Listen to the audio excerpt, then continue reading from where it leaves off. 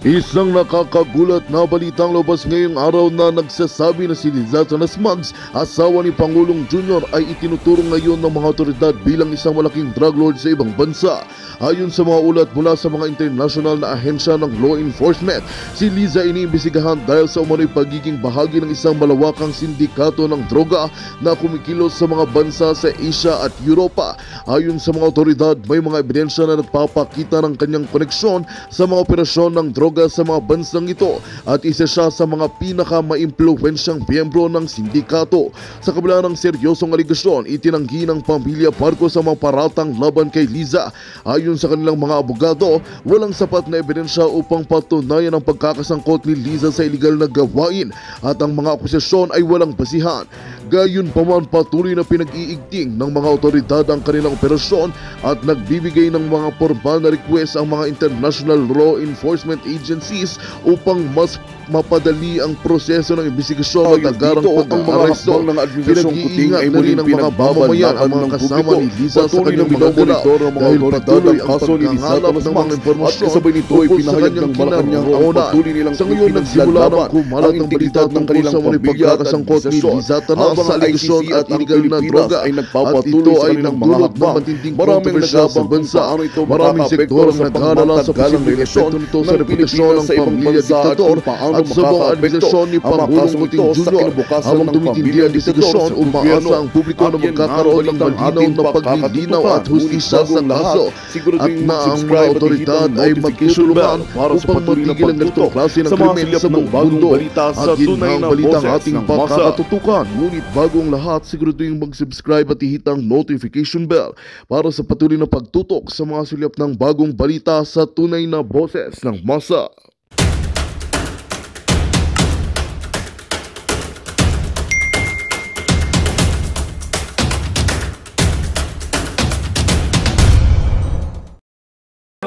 Dapat hindi na magwagi ang mga kasakiman ng mga korap na mga opisyalis na ito. Kaya naman ngayon ay talagang iniimbestigahan na at nagkakalap pa ng mga otoridad ang mga ebidensya nang sa ganun ay hindi na makawala itong si Liza na ito.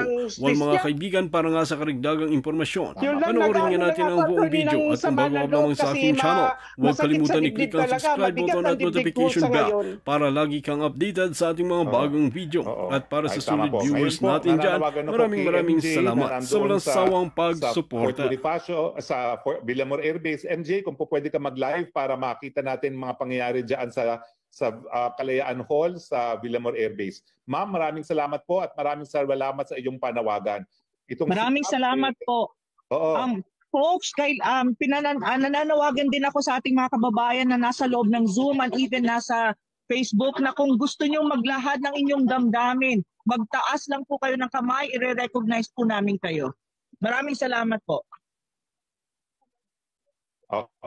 Yes, tawagan po natin si Kat ngayon. Go ahead, Kat.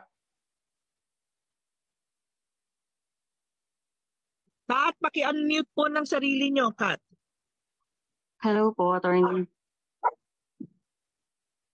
Hello po. Yes, Kat. Nasa iyo yung floor. Yes po. Gusto ko lang po malaman kung kailan po at anong oras po yung meeting natin para sa future cover. Hello? Kat, pakilakasan ng boses. Ano ulit yung sinasabi nyo? Kailan po tayo pwede magkita-kita, magtipon-tipon para kay Tatay Digong? Well, ngayon na tayo pumunta ron.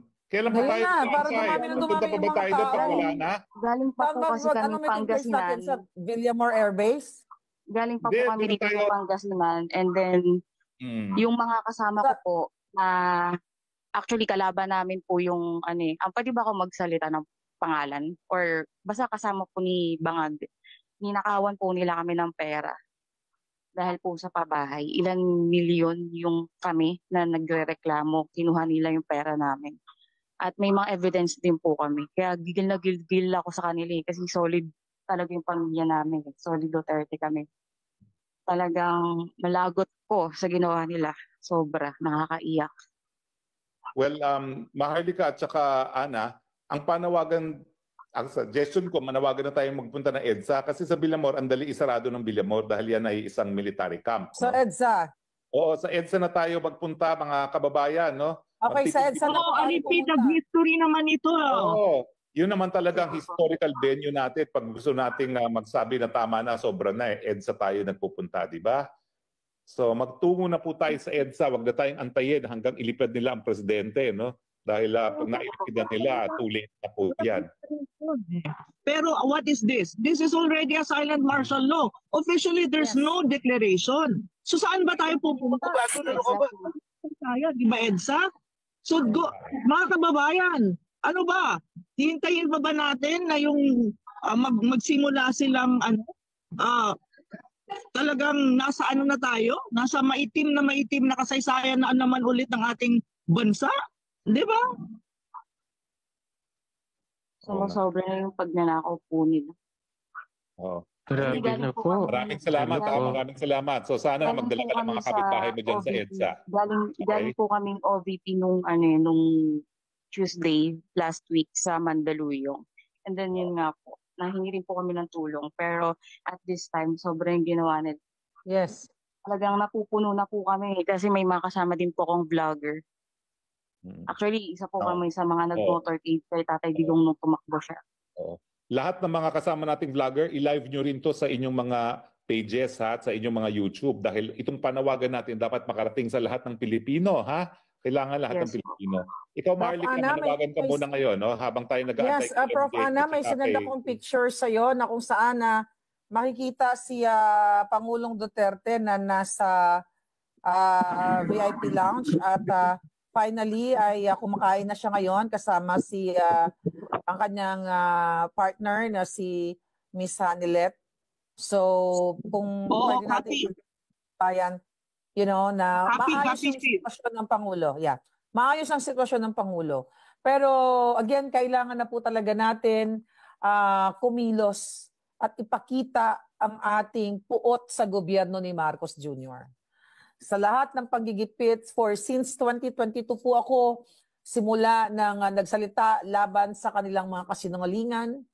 Ako ay isa sa not only in the Sara, isa ako sa malaking kontribusyon na nagpanalo sa bangag na ito na hiningi ko ng tawad sa aking mga kababayan. As early as August, naging open ako sa taong bayan na nagsalita na may ahas sa Malacanang at pinupugaran ng ahas. Hindi po nagkamali si Marlica. Nung mga panahong yon, August 2022, wala pa pong mga puting ahas noon.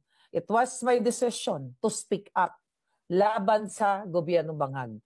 Pero nasa 2025 na po tayo at tama ang naging desisyon ko na talagang i-expose ang mga walang hiyang ito dahil lahat na tayo tina-target. Buong sambayan ng Pilipino tina-target. Bakit kayo tina-target? Sa pagpapahirap sa inyo sa araw-araw niyong pamumuhay. Ang bigas na pinangako, alam nyo na yan, paulit-ulit natin. Ibaba ang kuryente daw. Hindi naman binaba ng kuryente, sa halip tumaas pa. Ang tubig, ang mga bilihin, ang trabaho. Ngayon, di ba, lalong tumaas ang mga bilang ng mga walang trabaho sa Pilipinas. Ulitin ko, ang build na i-continue niya, wala. Lahat ng mga anomalya. So ano pa bang inaantay ng taong bayan? Kailangan pa bang masaid ang pera ng Pilipino na 80% of the 2025 budget na unconstitutional? You know, na ito ay panggagancho, ay nagastos na rin, nakuha na nila yung pera.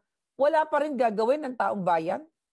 I believe, ito ang panahon, itong araw na ito, at sa mga susunod na araw, ang inadya ng Diyos na manindigan, hindi lang ang mga ordinaryong Pilipino, even yung mga nasa gobyerno mismo, kayong mga kapulisan na nagme-message sa akin, kayong mga sundalo na nagme-message sa akin, Miss Maharlika, nakikita po namin, sukang-suka na po kami sa gobyerno, nag-aantay lang po kami na lumabas ang mga tao, may mga ganong message. Ito na, naglalabasan na yung mga tao. I hope manindigan kayo. Hindi, sabi ko nga pa ulit-ulit, Pangulong Duterte, ilang years na lang. Di ba? He lived a good life. Pero pinaglalaban pa rin kayo eh. Di ba wala, si Pangulong Duterte, eto na yung contribution niya sa atin, sa inyo. Pero kailangan yung pakumilos para sa susunod na henerasyon. Hindi yung ganito. Pababayaan nyo na lang na bangag ang presidente ninyo at ulit-ulitin ko yan, addictus benedictus. Manindigan po kayo, lumabas kayo sa kalsada ngayon, pumunta kayo sa EDSA, doon makikita ninyo ang mga totoong tao, hindi trolls. Dahil mas maninindigan ang totoong tao, warm bodies, kumpara dito sa mga trolls ni Marcos Jr. Kitang-kita nyo naman po yan sa mga comment section, ang mga nagko-comment at yung mga laughing emoji, yung mga natatawa sa kababuyan, sa kasinungalingan, sa fake news, sa mga krimen, na ginagawa ng Marcos Jr. to, kitang-kita natin sa mga organic commenters. Pero ang mga tagapagtanggol ni Bangag ay mga bayad at mga trolls. Yung iba dyan hindi taga-Pilipinas. Galing yan sa iba't ibang mga bansa na kung saan binabayaran ni Lisa Tanas, ni Marcos Jr.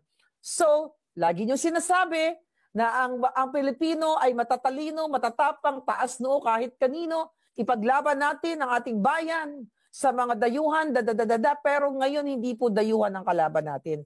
Ang bangag na gobyerno, ang nasa Malacanang ang kalaban ng bayan. So you have to speak up now na. Manindigan kayo para sa Pilipino. Professor Analay, ko sinasabi, bakit ba ako nandito sa kasama kayo na nakikipaglaban dyan sa Pilipinas na kung tutuusin dapat na nahimik na ako dahil andito naman na lahat ng family ko, so wala na dapat akong problema. Pero hindi ko maatim na binababoy kayo nitong gobyerno ni Marcos na minsan ay sinuportahan kong mga hayop na yan. Kaya sabi ko nga, hanggang sa huling patak ng dugo ko, hindi ko kayo titigilan ng mga bangag. Hanggat hindi nakakalaya ang Pilipino sa lahat ng mga kademonyuhan nyo. Yun lang muna. Oo. Maharlika, binasahan na ang presidente formally sa Kalayaan Hall. Binasahan si presidente na siya ay naaresto by virtue daw of a warrant of arrest issued by the International Criminal Court. Nako mga ulol, yan po ilabag sa ating saligang batas. Wala na pong bisa yung warrant of arrest na yan.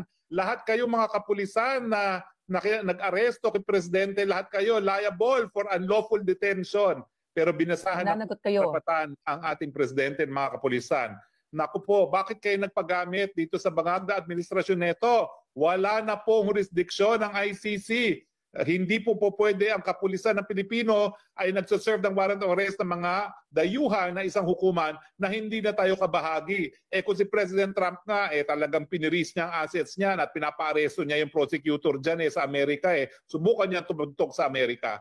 Pero tayo, kayo pa magpaparesto sa dating presidente para sa mga dayuhan. At siyempre, alam naman natin, kaya nila inaaresto ng Pilipino sa buwatan sa bangag na administrasyon ng Marcos dahil gusto nilang alisin ang mga balakid sa kanilang plano na talagang habang buhay na naman na magpasasa sa pwesto.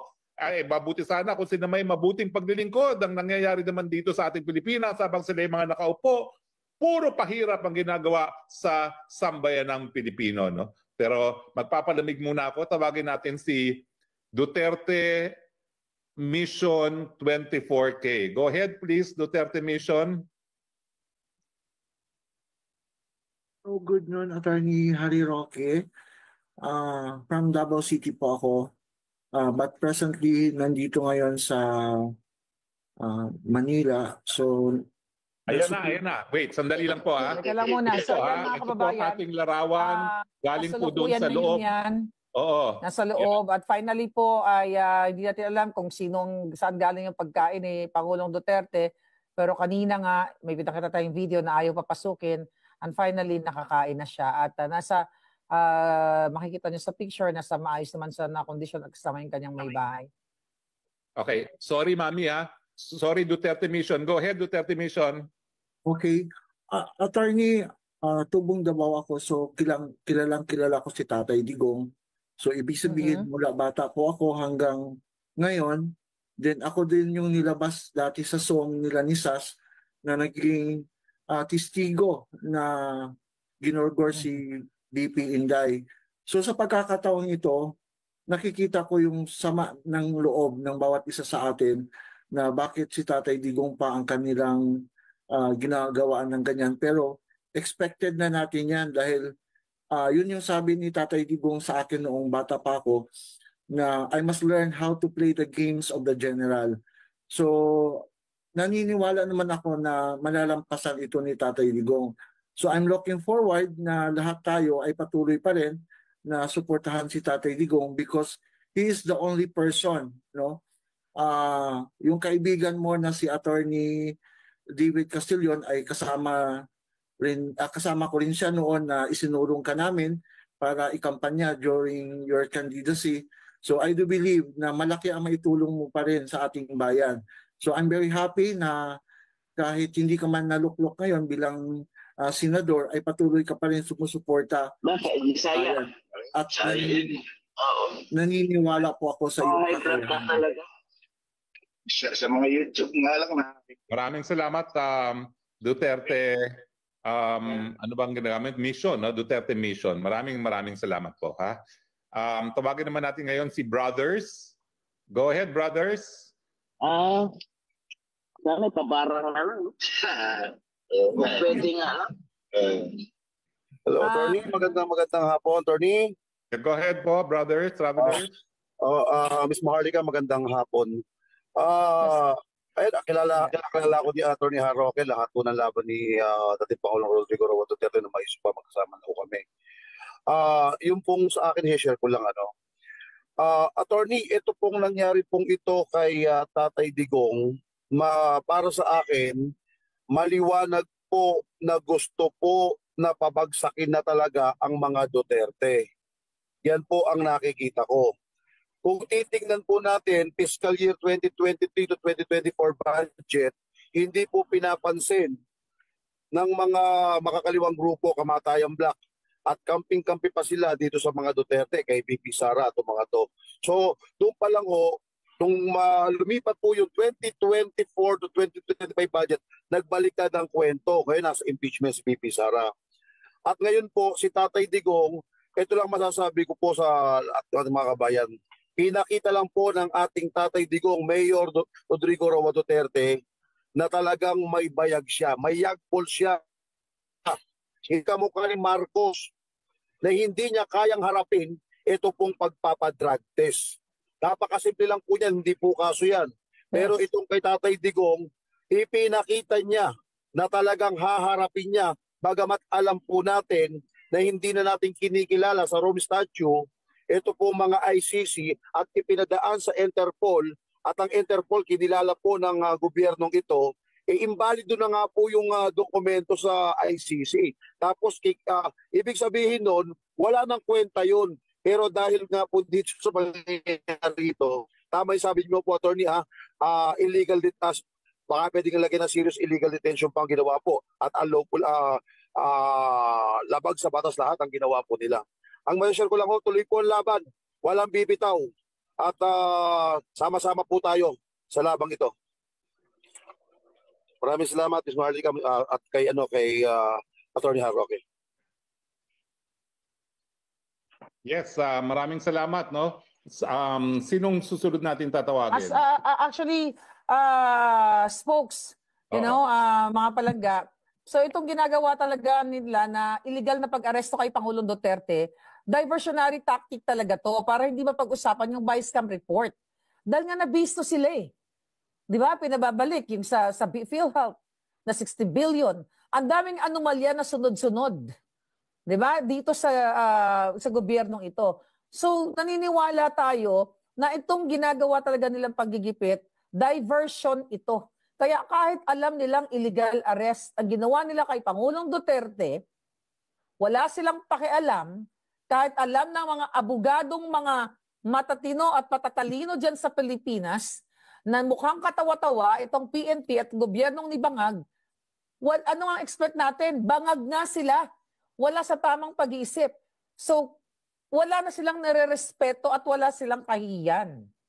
So mga kababayan, ulit-ulitin natin, lumabas kayo, andyan na ang ating mga vloggers, nasa EDSA na, papunta na sila, ang mga OFW, yung mga palangga ko, nagme-message sa akin, Ms. Maharlika, pupunta na kami doon.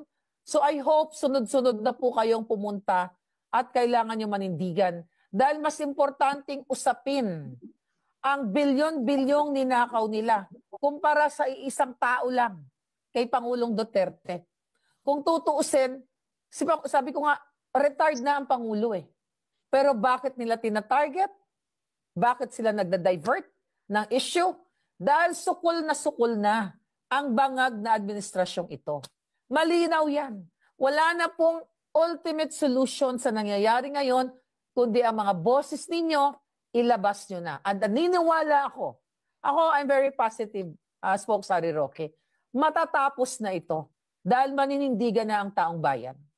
Sooner or later, Filipinos will win laban sa mga bangag. Well, kaya nga po, ang panawagan natin, nandito tayo ngayon para marinig ang boses natin, pero importante po, manindigan tayo, hindi lang sa salita. Tayo po ay pagtungo na sa EDSA, ipakita na ang Pilipinas, dito sa Pilipinas, tanging Pilipino lang ang lilitis sa mga di umano'y gumawa ng krimen dito sa ating bayan dahil tayo isang malaya at soberenyang bansa. Okay? Siyempre po, mahal si Duterte, yan po ang dahilan para pumunta sa EDSA.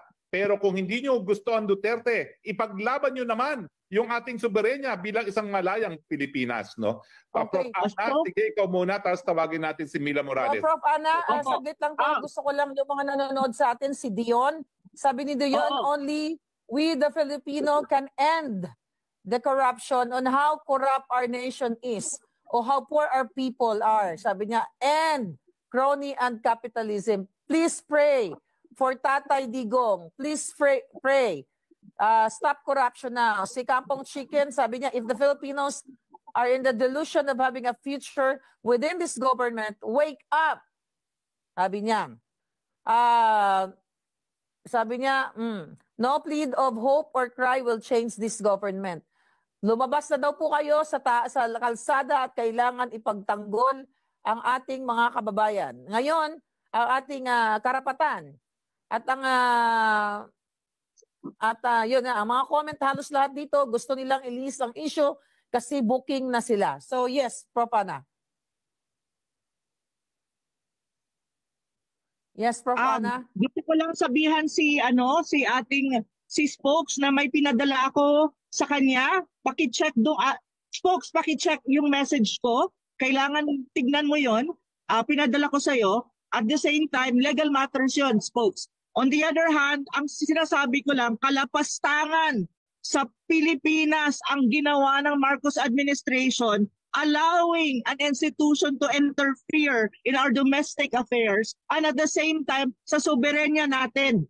Ang tanong ko sa ating mga kababayan, hahayaan nyo bang lapastanganin ang dugo at pawis ng ating mga kanununuan ang pagtatanggol sa soberenya ng Pilipinas? So ngayon na po ang ating panahon para ipakita natin na hindi natin hahayaan ito. Hindi ito issue ng mga Duterte lang.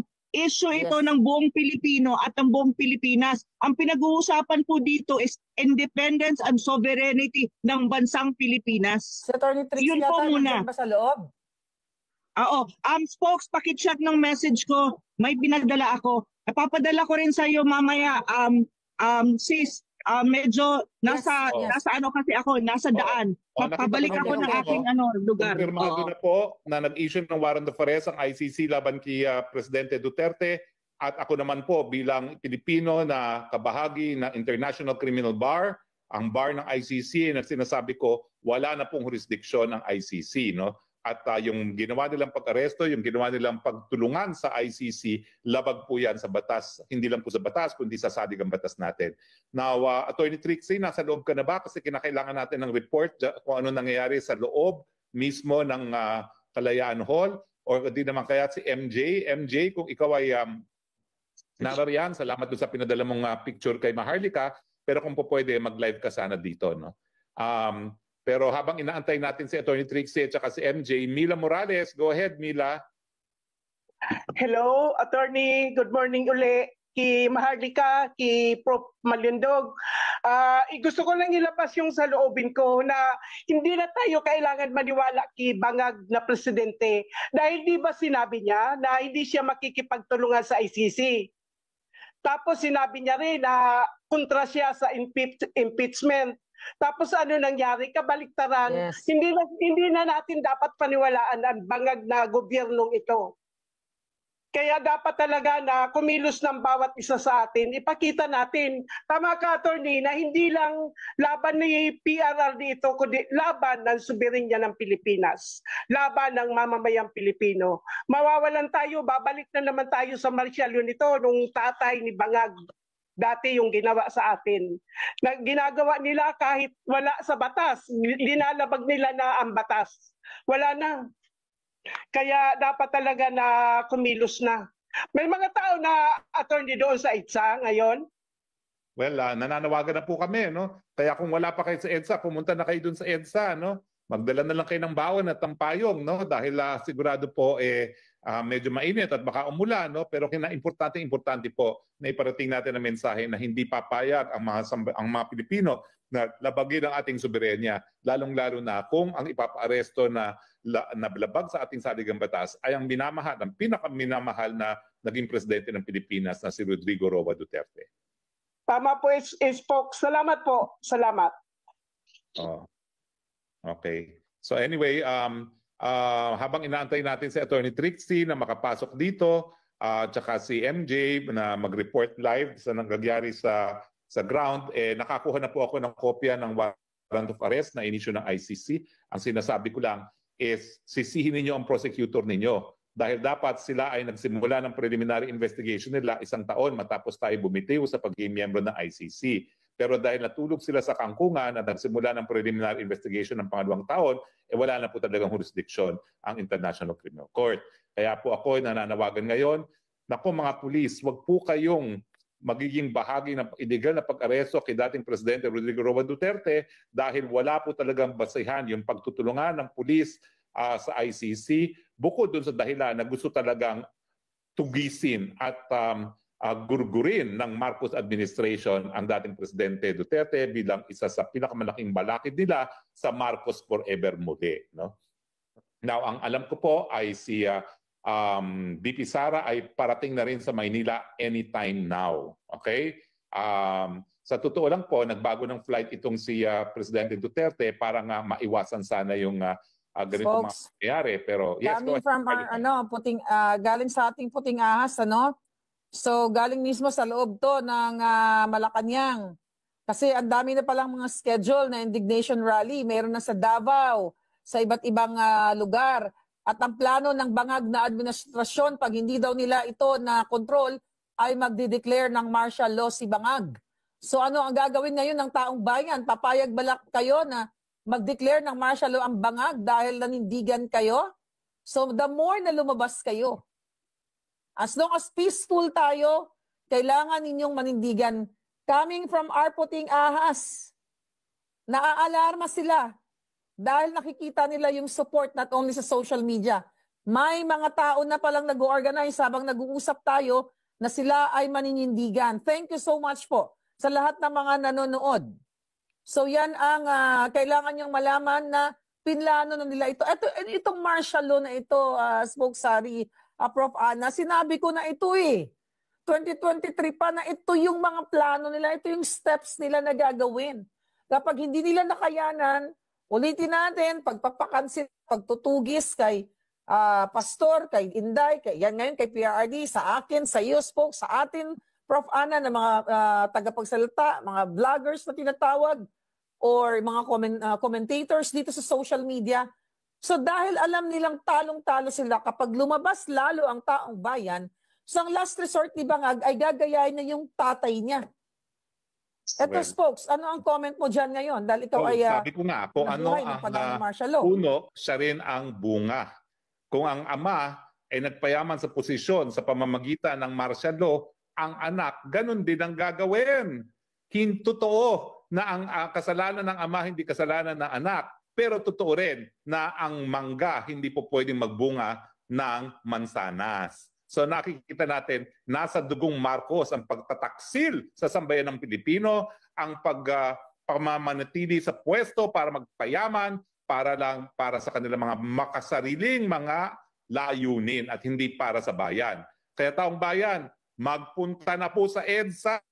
Wala na po Cardinal Sin na mananawagan magpunta ng EDSA, pero meron mga ordinary, mga mamamayan, mga vloggers at mga nagmamahal sa bayan na nagsasabi, kita-kita na po tayo sa EDSA dahil kung hindi po, tuluyan ng mamamatay ang demokrasya dito sa ating bayan. Ayan na po ha, sinabi niya na puting ahas ni Mahardika, martial law na ang susunod. Huwag na po tayo mag-antay ng martial law.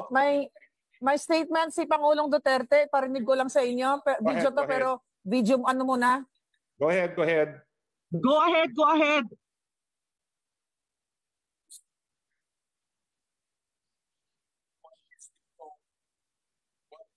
Go ahead. Pakilakasan lang. Okay.